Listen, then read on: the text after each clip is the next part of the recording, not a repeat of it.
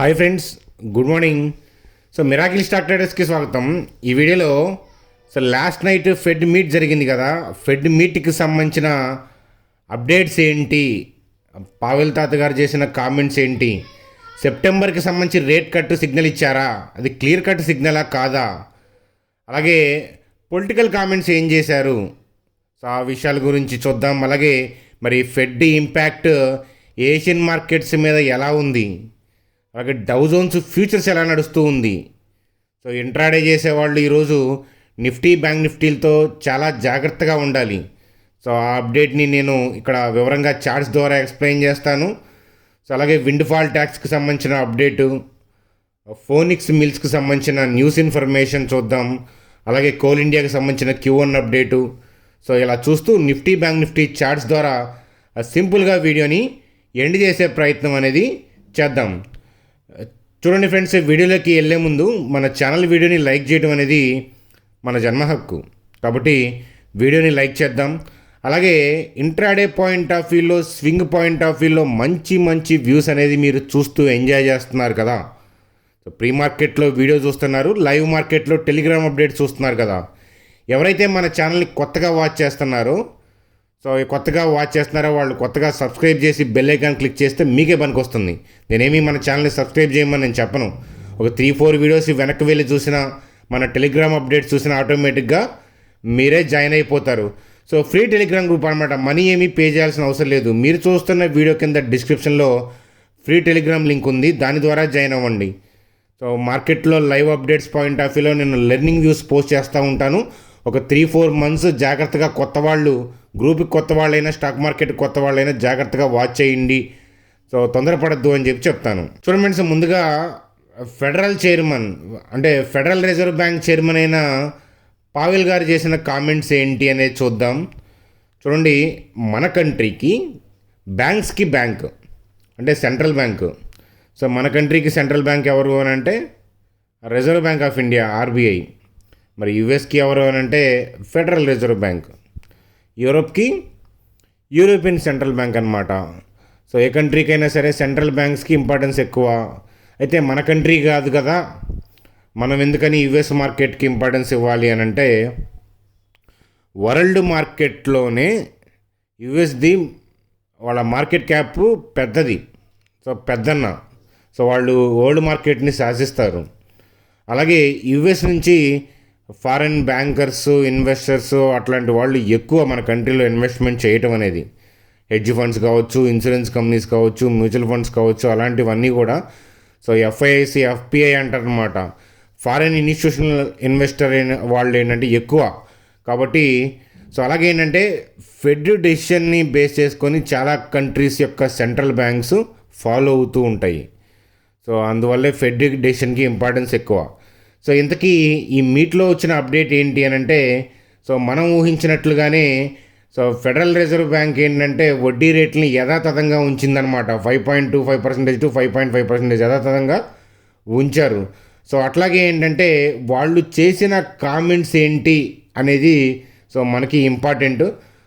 వాళ్ళు చేసిన కామెంట్స్ ఏంటంటే ఎకానమీ గురించి పాజిటివ్గానే చెప్పారు, ఎందుకంటే ఇన్ఫ్లేషన్ అనేది కంటిన్యూగా ఫాలో అవుతూ ఉంది కదా.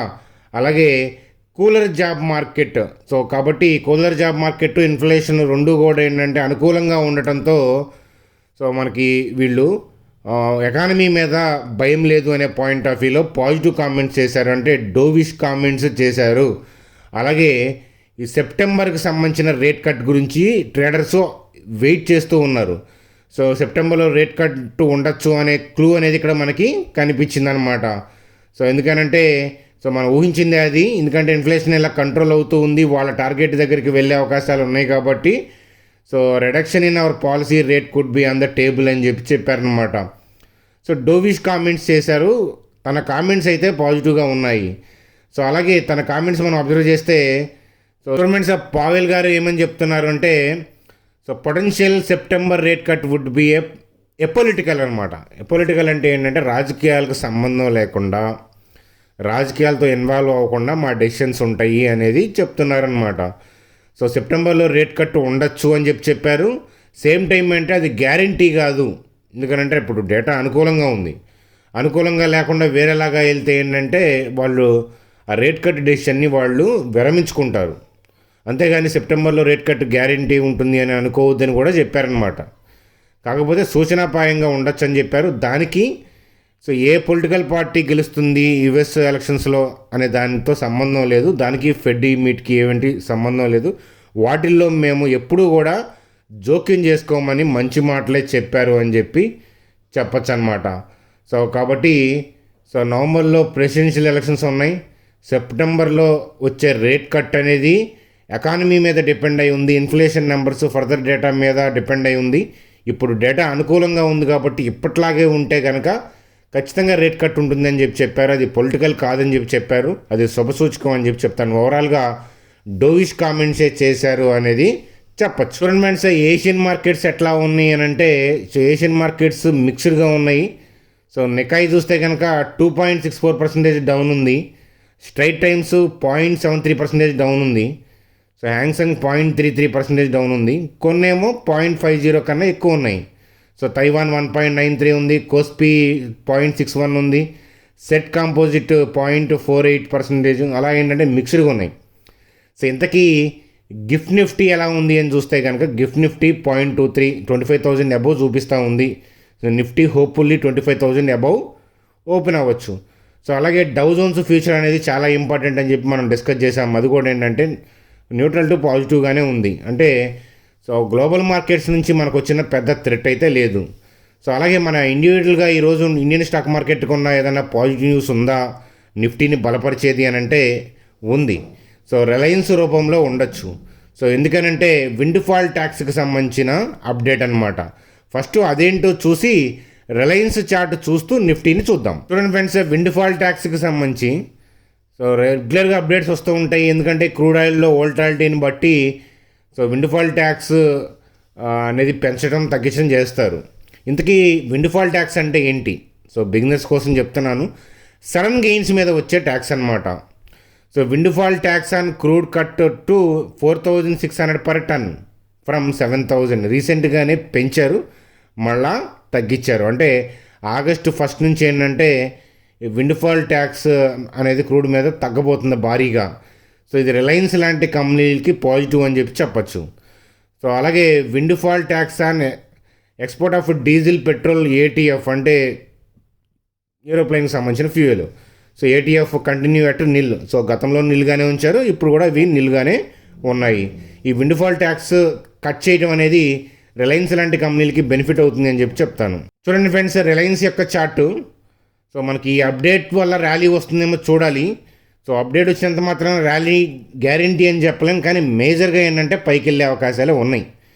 సో కాబట్టి రిలయన్స్ యొక్క కదలికలను బట్టి నిఫ్టీ యొక్క మూమెంట్ అనేది మనం జాగ్రత్తగా అబ్జర్వ్ చేయాలి. రిలయన్స్ యొక్క స్ట్రెంత్ కనిపిస్తే కనుక నిఫ్టీలో హెవీ వెయిటెడ్ స్టాక్ కదా రిలయన్స్, కాబట్టి ఏంటంటే నిఫ్టీ పైకి వెళ్ళే అవకాశాలు కనిపిస్తున్నాయి. ఏదైనా ఇనీషియల్ బిగినర్స్ ఏంటంటే ఇనీషియల్ 15 minutes అట్లీస్ట్ ఏంటంటే half an hour to 45 minutes observe చేసి దాని తర్వాత మార్కెట్ వ్యూకి వెళ్ళమని చెప్తానమాట. సో ఇనీషియల్ మూమెంట్స్ వెయిట్ చేయకుండా చూస్తే కనుక 10 అయ్యేటప్పటికి బోర్లా కొడతారు. అట్లాగే మనం ఒకసారి నిఫ్టీ యొక్క చార్ట్ చూస్తే మనం చాలా కేర్ఫుల్గా ఇవాళ ఇంట్రాడే పాయింట్ ఆఫ్ వ్యూలో వ్యూస్ చూడాలి. ఎందుకంటే already so market is at all time high అని చెప్పచ్చు. అబౌట్ టు బ్రేక్ అనేది అర్థమవుతుంది. అలాగే ఓపెనింగ్ 25,000 పైన ఓపెన్ అవుతుంది కాబట్టి హ్యూజ్ గ్యాప్అప్లో ఓపెన్ అయితే, ఐ రిపీట్, హ్యూజ్ గ్యాప్అప్లో ఓపెన్ అయితే ఏంటంటే వోల్టాలిటీ అనేది ఎక్కువ ఉంటుంది. ఎందుకంటే కింద నుంచి బై చేసుకుంటా వస్తున్నారు. 25,000 అబౌవ్ మార్కెట్ ఓపెన్ అయితే సో యాజ్ యూజువల్గా రీటైల్ పీపుల్ ఏంటంటే 25,000ని సపోర్ట్ అనుకుంటారు. కాబట్టి 25,000 పైన 5 minutes 10 minutes ట్రేడ్ అయింది అని అంటే ఇక బై చేయొచ్చు అనే పాయింట్ ఆఫ్ వ్యూలో ఉంటారు. ఎస్పెషల్లీ 25,100 ఆ ఏరియాలోకి వెళ్తే కనుక సో రీటైల్ పీపుల్ అగ్రెసివ్గా బై చేయడం అనేది స్టార్ట్ చేస్తారు. సో రీటైల్ పీపుల్ అగ్రెసివ్గా ఎక్కడైతే బై చేస్తారో అక్కడ ఇన్స్టిట్యూషనల్ ప్లేయర్స్ బై చేయాలంటే వాళ్ళకి ఆర్డర్లు దొరకవు. ఇద్దరు బై చేస్తే వర్కౌట్ అవుతుందా?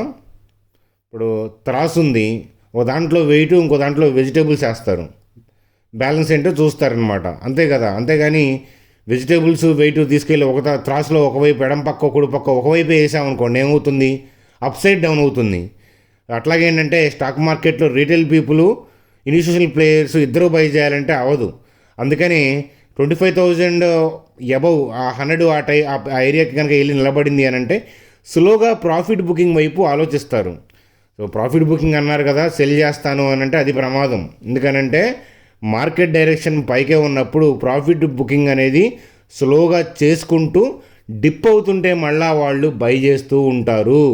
అంటే సో వాళ్ళ ఇంటెన్షన్ పైకే, కానీ కొంత ప్రాఫిట్ బుకింగ్ చేసుకుంటా డిప్స్లో బై చేసే ప్రయత్నం చేసే అవకాశాలు ఉన్నాయి.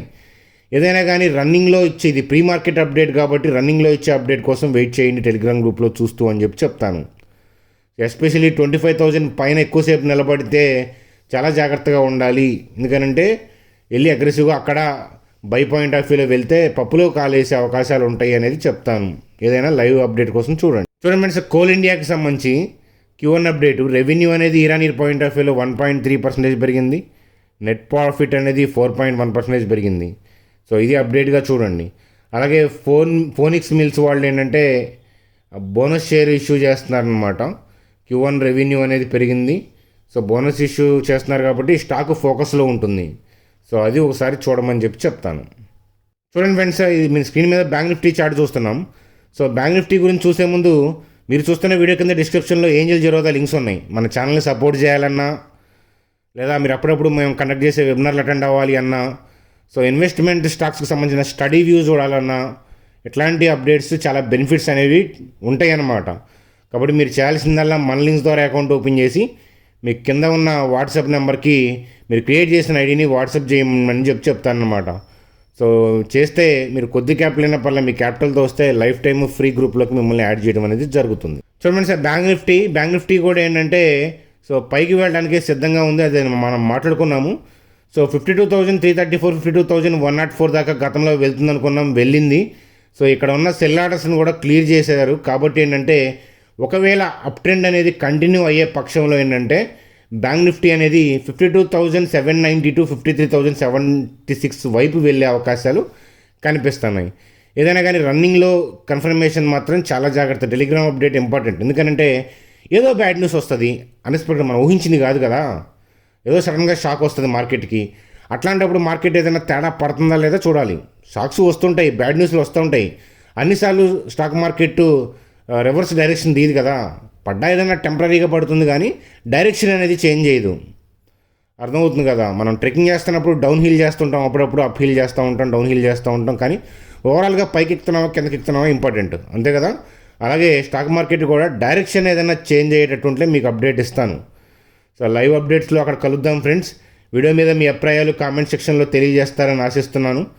సో ఎంతమంది ఇంట్రాడే ఉన్నారు, ఇంట్రాడే వ్యూవర్స్ ఔత్సాహికులు ఉన్నారో కామెంట్ సెక్షన్లో కామెంట్ చేయండి. సో దట్ ఏంటంటే ఎర్లీ మార్నింగ్ వీడియోస్ కంటిన్యూ చేసే ప్రయత్నం చేస్తాను, ఇంకొంచెం ఎర్లీగా వీడియో చేసే ప్రయత్నం చేస్తాను. Bye friends, good day.